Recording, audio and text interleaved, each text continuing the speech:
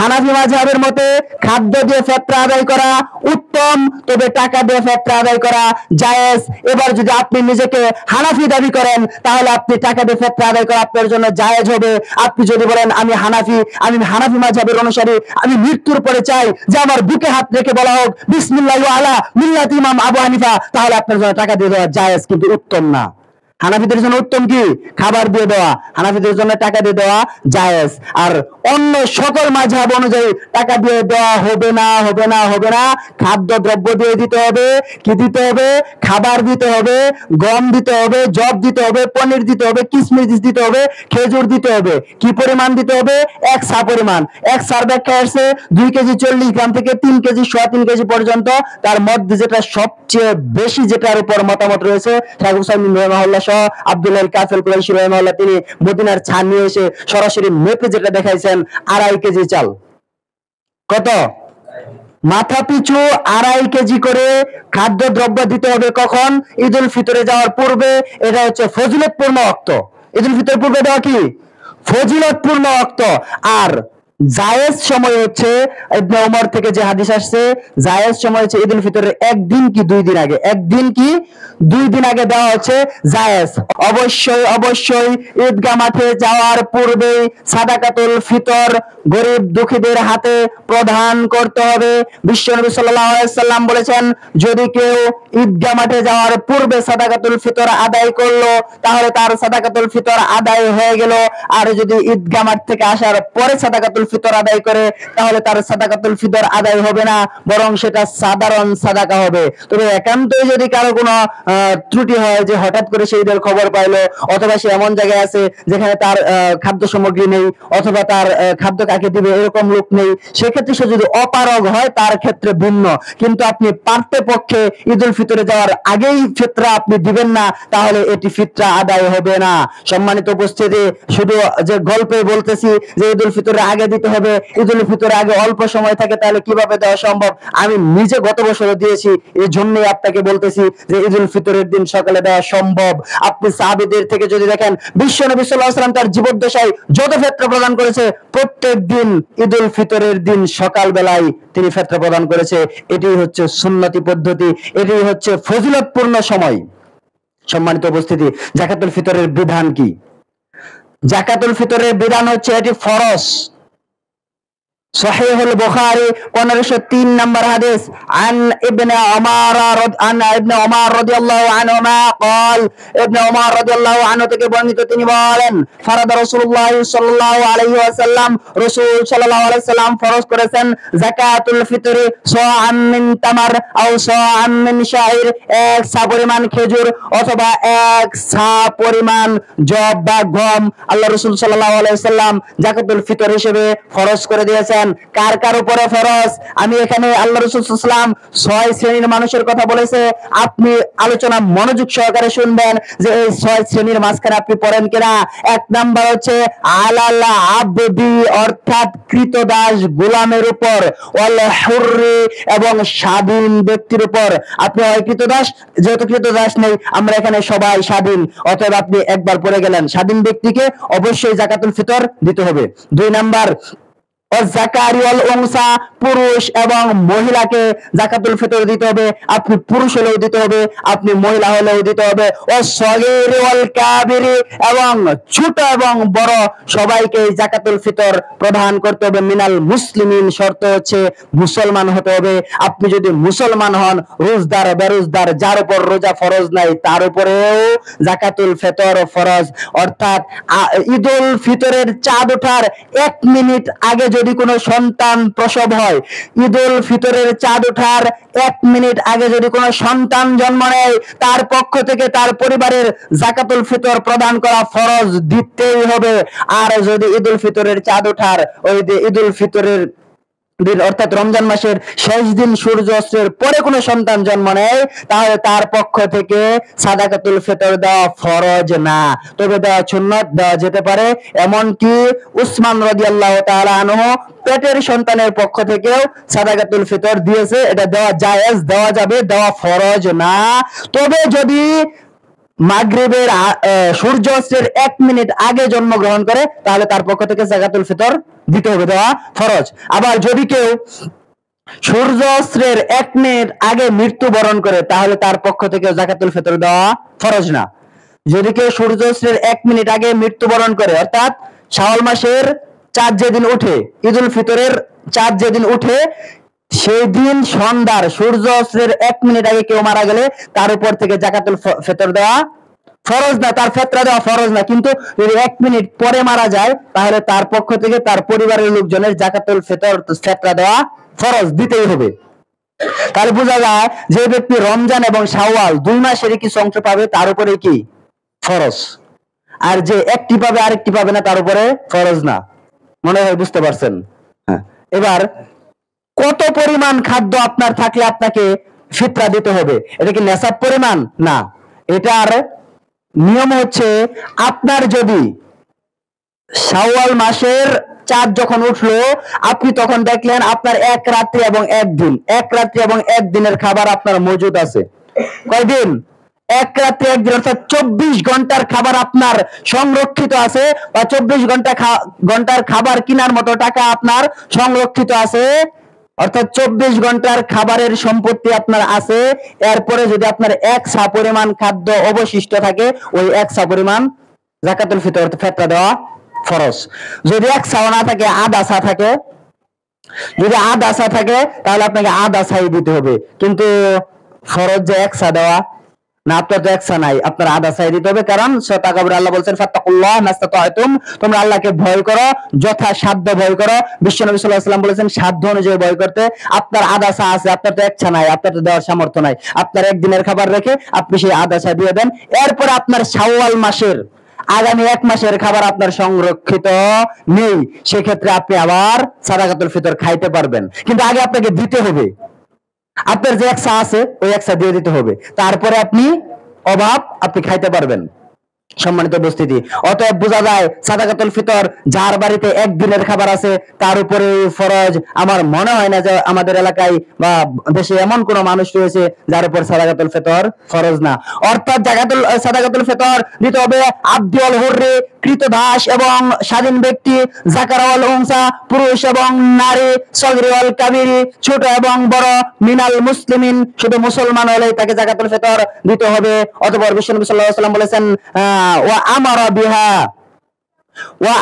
বিহা আন তুরাদ্দা ক্বাবলা খুরুজিন নাস ইলা সালাহ, আমাদেরকে আদেশ করা হতো ঈদুল ফিতরের সালাতে যাওয়ার পূর্বেই এই খাদ্য সামগ্রী দিয়ে ফিতরা আদায় করা। এখন ফিতরা শব্দটি হচ্ছে যে খাদ্যের মাধ্যমে মানুষ 1 মাসের সিয়াম ভাঙে, অর্থাৎ ঈদুল ফিতরের দিনের খাবারের নাম হচ্ছে ফিতরা।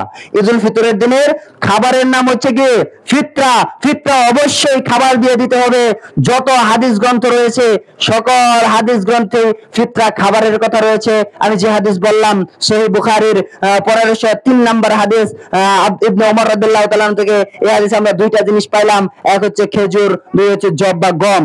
আবার যদি আপনি দেখেন 1506 নং হাদিস সহিহুল বুখারী, আবু সাঈদ আল খুদরি রাদিয়াল্লাহু তাআলা আনহু থেকে বর্ণিত, তিনি বলেন কুন্না নুখরিজা যাকাতুল ফিতর হিসেবে আমরা বের করতাম, আমরা প্রদান করতাম সাআম মিন তাআম, 1 সা পরিমাণ খাদ্য বলতে খাদ্যের ব্যাখ্যা যেটা আছে, ভাতও দেওয়া যাবে না, ধানও দেওয়া যাবে না। খাদ্য যেটা খাবারের যেটা প্রধান উপকরণ বাংলাদেশের প্রেক্ষাপটে এটা হচ্ছে চাল।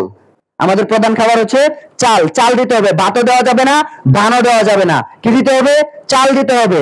আর কি তারপর বলতেছেন 1 নম্বরে সাআম মিন তাআম, খাবার দিতে হবে।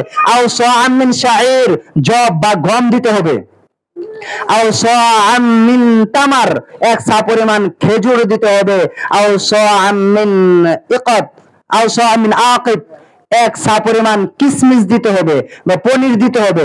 আও সাআম মিন জাবিব, 1 সা পরিমাণ কিশমিশ। তাহলে পাইলাম খাবার, জব বা গম, তারপরে হচ্ছে খেজুর, তারপর পনির, তারপর কিশমিশ। এই 5টার কথাই হাদিসে উল্লেখ হয়েছে। আপনি যদি ওই বর্তমানে তো 4th জেনারেশনে আসার পরে এখানে আমাদের লুকোচুরির কোনো বিষয় নেই।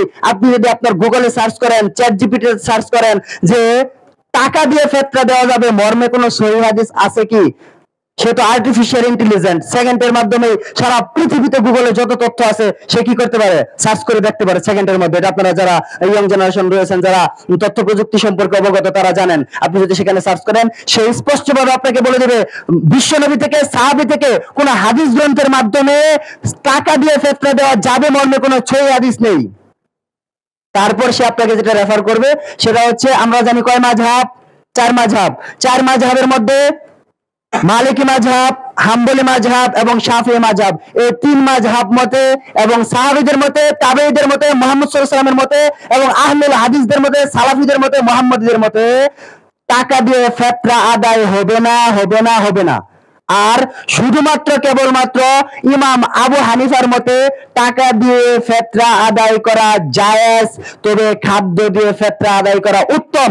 আবু হানিফার মতে, হানাফি মাযহাবের মতে খাদ্য দিয়ে ফেতরা আদায় করা উত্তম, তবে টাকা দিয়ে ফেতরা আদায় করা জায়েজ। এবার যদি আপনি নিজেকে হানাফি দাবি করেন, তাহলে আপনি টাকা দিয়ে ফেতরা আদায় করা আপনার জন্য জায়েজ হবে। আপনি যদি বলেন আমি হানাফি মাযহাবের অনুসারী, আমি মৃত্যুর পরে চাই যে আমার বুকে হাত রেখে বলা হোক বিসমিল্লাহি আলা মিল্লাতি ইমাম আবু হানিফা, তাহলে আপনার জন্য টাকা দিয়ে দেওয়া জায়েজ, কিন্তু উত্তম না। হানাফিদের জন্য উত্তম কি? খাবার দিয়ে দেওয়া। হানাফিদের জন্য টাকা দিয়ে দেওয়া জায়েজ। আর অন্য সকল মাযহাব অনুযায়ী টাকা দিয়ে দেওয়া হবে না, হবে না, হবে না। খাদ্য দ্রব্য দিয়ে দিতে হবে। কি দিতে হবে? খাবার দিতে হবে, গম দিতে হবে, জব দিতে হবে, পনির দিতে হবে, কিশমিশ দিতে হবে, খেজুর দিতে হবে। কি পরিমাণ দিতে হবে? 1 সা পরিমাণ। 1 সার ব্যাখ্যা আছে 2 কেজি 40 গ্রাম থেকে 3 কেজি 3.5 কেজি পর্যন্ত। তার মধ্যে যেটা সবচেয়ে বেশি, যেটার উপর মতামত রয়েছে, শাইখ হুসাইন রাহিমাহুল্লাহ সহ আব্দুল্লাহ কাফেল কুরাইশি রাহিমাহুল্লাহ, তিনি মদিনার ছান নিয়ে এসে সরাসরি মেপে যেটা দেখাইছেন 2.5 কেজি চাল। কত? মাথা পিছু 2.5 কেজি করে খাদ্য দ্রব্য দিতে হবে। কখন? ঈদুল ফিতরে যাওয়ার পূর্বে। এটা হচ্ছে ফজিলতপূর্ণ ওয়াক্ত। ঈদুল ফিতরের পূর্বে দেওয়া কি? ফজিলতপূর্ণ ওয়াক্ত। আর জায়েজ সময় হচ্ছে, ইবনে ওমর থেকে যে হাদিস আসছে, জায়েজ সময় হচ্ছে ঈদুল ফিতরের 1 দিন কি 2 দিন আগে। 1 দিন কি 2 দিন আগে দেওয়া হচ্ছে জায়েজ। অর্থাৎ যদি কেউ 28, 29, 30 সিয়ামের দিন যাকাতুল ফিতর আদায় করে, তাহলে তারটা আদায় হয়ে যাবে। যদি 28 রোজা, 29 রোজা, 30 রোজার দিন, কারণ 29 হয় অনেক সময়, তাহলে 2 দিন আগে 28 রোজা, অর্থাৎ আগামী শনিবার থেকে 28, 29, 30-এ যদি কোনো ব্যক্তি ফিতরা প্রদান করে, তাহলে তার ফিতরা আদায় হবে। আর যদি ঈদুল ফিতরের দিন সকালে দেয়, তাহলে এটা সবচেয়ে ভালো হবে। আর যদি 28 রোজার আগে কোনো ব্যক্তি সাদাকাতুল ফিতর কোনো গরিব দুঃখীর হাতে পৌঁছে দেয়, তাহলে তার ফিতরা আদায় হবে না। এটি তার জন্য সাধারণ সাদাকা হবে, তাকে আবার ফিতরা দিতে হবে। সম্মানিত উপস্থিতি, তিতা লাগলেও এ কথাই সত্য। 2 দিনের বেশি আগে ফিতরা দিতেন মর্মে পৃথিবীতে কোনো হাদিস নেই। সম্মানিত উপস্থিতি, তাহলে আমাদের অবশ্যই আগামী শনিবার অর্থাৎ 28 রোজার আগে গরিব দুঃখীর হাতে ফিতরা প্রদান করা যাবে না। তাহলে 28, 29, 30-এ ফিতরা প্রদান করা জায়েজ, দিলে পরিপূর্ণ আদায় হবে। আর যদি ঈদের দিন সকালে দিতে পারেন, তাহলে এটা সবচেয়ে ভালো হবে।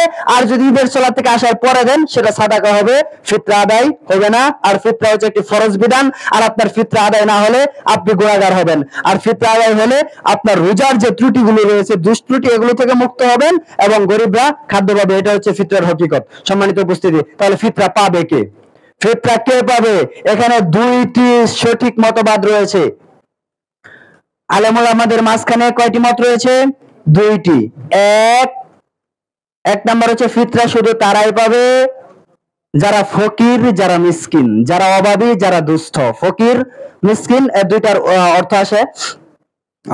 ফকির হচ্ছে তারাই যারা অভাবী, খাইতে পারে না, বা সে যা ইনকাম করে তাতে তার সংসার চলে না, তার বাধ্য হয়ে মানুষের কাছে হাত পাততে হয়, তারা হচ্ছে কি? ফকির। তাকে ফিতরা দিতে হবে।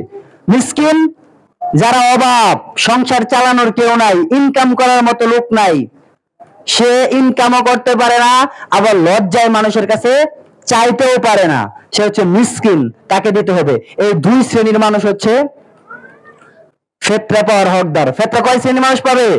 2 শ্রেণীর মানুষ পাবে। এটা হচ্ছে সবচেয়ে বিশুদ্ধ মত। অধিকাংশ সালাফদের মত হচ্ছে এই 2 শ্রেণীর মানুষ ফেতরা পাবে। তবে আরেকটা যেটা মত, ওটাও বিশুদ্ধ, এটাতে মতভেদ রয়েছে, আপনারা কথা বলবেন না, আমাকে শেষ করতে দেন।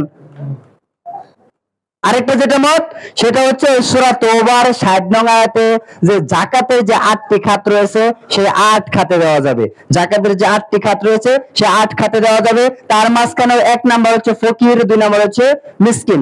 ফকির, মিসকিন ওলা আমেল যারা হচ্ছে জাকাত সংগ্রহ করে তাদের বেতন হিসেবে দেওয়া যাবে। এখন এই ক্ষেত্রে আবার আপনি বললেন আমি জাকাতের টাকা উঠাবো আর আমি বিতরণ করব, আমি সেখান থেকে এক অংশ নিব, না, এটা না। রাষ্ট্রীয়ভাবে যদি আপনাকে, রাষ্ট্রীয় কোষাগার থেকে যদি আপনাকে দায়িত্বপ্রাপ্ত দেওয়া হয় তাহলে আপনি তুলে এনে দিবেন এবং রাষ্ট্র বিতরণ করার সময় আপনাকে সেখান থেকে বেতন দিতে পারবে। 3 আমিলিন। এবং হচ্ছে 4 নাম্বার হচ্ছে যারা ঋণগ্রস্ত। যদি কেউ ঋণগ্রস্ত, এমন ঋণগ্রস্ত যে সে তার ঋণ পরিশোধ করতে পারতেছে না, আবার যদি এরকম হয় সে ঋণ করে বড় একটা বিজনেস খুলছে, একটা কারখানা খুলছে, তার এই ঋণ দেওয়ার জন্য দেওয়া যাবে না। সে ঋণ করে চিকিৎসা হয়েছে, সে অসুস্থ ছিল এর জন্য ঋণ করেছে, বা তার পরিবারের ভরণ পোষণ মেটানোর জন্য ঋণ করছে, তাহলে সেক্ষেত্রে তার ঋণগ্রস্তকে দেওয়া যাবে। আবার কোনো যদি অমুসলিম সে ইসলামে আসতে চায়, এরকম লোক থাকলে তাকে দেওয়া যাবে। যে একজন অমুসলিম সে ইসলামে আসতে চাইতেছে কিন্তু সে হিন্দু থেকে মুসলমান হবে, তার তো পৈতৃক সম্পত্তি হারিয়ে যাবে, এখন সে চলবে কি করে? তাকে যদি আপনি জাকাতের টাকা দেন আর সে যদি এখানে চলে আসে তাকে দেওয়া যাবে। আর হচ্ছে ফি সাবিলিল্লাহ, আল্লাহর রাস্তায় দেওয়া যাবে। এখন সাবিলিল্লাহ বলতে হচ্ছে আল্লাহর রাস্তায় জিহাদ করে তাদেরকে দেওয়া যাবে। তবে এখানে আবার অনেকে ব্যাখ্যা নিয়ে আসছেন যারা দ্বীন প্রচার করে, যারা দায়ীল আল্লাহ দাওয়া সেন্টারে দেওয়া যাবে। যারা দ্বীন প্রচার করে, যেমন বাংলাদেশ জামায়াতে আহলে হাদিস আছে, আরো অনেক দায়ীল আল্লাহ রয়েছে, এরকম যে সংস্থাগুলো রয়েছে এদেরকে দেওয়া যাবে। কেন? দ্বীন প্রচার করার জন্য। কি করার জন্য? দ্বীন প্রচার করার জন্য। এটার ব্যাখ্যা আবার অনেকে নিয়ে আসছে যে মাদ্রাসার ছাত্র যারা রয়েছে তারাও তো তলবে ইলম, তারা ইলম অর্জন করতেছে এবং তারাও তাদেরকেও সাবিলিল্লাহ অর্থাৎ আল্লাহর রাস্তায় তাদেরকে দেওয়া যাবে। সেক্ষেত্রে দেওয়া যাবে যদি সে গরিব দুঃখী হয়, মাদ্রাসার ছাত্রকে দেওয়া যাবে, কোন দায়ীল আল্লাহ দাওয়া সেন্টারকে দেওয়া যাবে। কিন্তু সেই দাওয়া সেন্টারের বিল্ডিং নির্মাণ করার জন্য দেওয়া যাবে না, কিন্তু সেই মাদ্রাসার বিল্ডিং নির্মাণ করার জন্য দেওয়া যাবে না, সেই মাদ্রাসার ঘর নির্মাণ করার জন্য দেওয়া যাবে না, সেই মাদ্রাসার শিক্ষক বেতন দেওয়ার জন্য দেওয়া যাবে না। সেটা হচ্ছে ফি সাবিলিল্লাহ, আল্লাহর রাস্তায় দেওয়া যাবে, আপনার সেই ঘর করার জন্য দেওয়া যাবে না। সম্মানিত উপস্থিতি, তাহলে যেটা সাবিলিল্লাহ আসে এটা কি? অভাবী গরিব দুঃখী আছে, সে ভালো ছাত্র কিন্তু পড়তে পারতেছে না, পড়ালেখার খরচ নাই, তাকে দেওয়া যাবে, সেই ছাত্রকে দেওয়া যাবে। কিন্তু সেই মাস্টারের বেতন দেওয়া যাবে না, সেই মাদ্রাসার বিল্ডিং করার জন্য জাকাতের টাকা, ফিতরার টাকা দেওয়া যাবে না। আর একটা ওয়াইবনাত সাবিল, যেটা হচ্ছে মুসাফিরদেরকে দেওয়া যাবে। মুসাফির সে এমনিতে সম্পদশালী, কিন্তু এক জায়গায় আপনার এখানে সফরে আসছে, আসার পর তার টাকা পয়সা শেষ হয়ে গেছে, তার বাড়িতে যাওয়ার জন্য যে টাকা দরকার তখন তাকে দেওয়া যাবে। যদিও এখন বিকাশ রকেট অনেক কিছুর মাধ্যমে টাকা নিয়ে আসা যায়, সে প্রেক্ষিতে যদি সে না নিয়ে আসতে পারে অথবা মুসাফির অবস্থায় যদি আপনার কাছে চায়, তাহলে আপনি জাকাত ফিতরার টাকা তাকে দিতে পারবেন। সম্মানিত উপস্থিতি, এই 8 শ্রেণীর মানুষকে জাকাত ফিতরা দেওয়া যায়, আর এই আয়াত মূলত জাকাতের জন্য এসেছে। তবে কোন কোন মুহাদ্দিস বলেছে ফিতরার টাকা এই 8 খাতে দেওয়া যাবে, আবার অনেকেই বলেছে যে না, 8 খাতে ফিতরার টাকা দেওয়ার সুযোগ নেই, শুধু 2 ক্ষেত্রেই দেওয়া যাবে, দরিদ্র এবং মিসকিন, ফকির আর মিসকিন। আর যারা এই 8 খাতে দিতে বলেছেন তারাও বলেছেন 8 খাতের মধ্যেও ফকির এবং মিসকিনকে অগ্রাধিকার দিতে হবে, তাদেরকে বেশি দিতে হবে। এবং আল্লাহ সুবহানাহু ওয়া তাআলা যাদেরকে বেশি অগ্রাধিকার দিতে বলেছেন, যারা অভাবী কিন্তু মানুষের কাছে চাইতে পারে না, কারণ ফকিররা অনেক সময় চাইতে পারে কিন্তু এমন অভাবী রয়েছে যারা মানুষের কাছে চাইতে পারে না, তাদেরকে অগ্রাধিকার দিতে হবে। আল্লাহ সুবহানাহু ওয়া তাআলা যেন আমাদেরকে এই কথাগুলোর উপর আমল করার মতো তৌফিক দান করেন। আমরা সকলে বলে আমিন।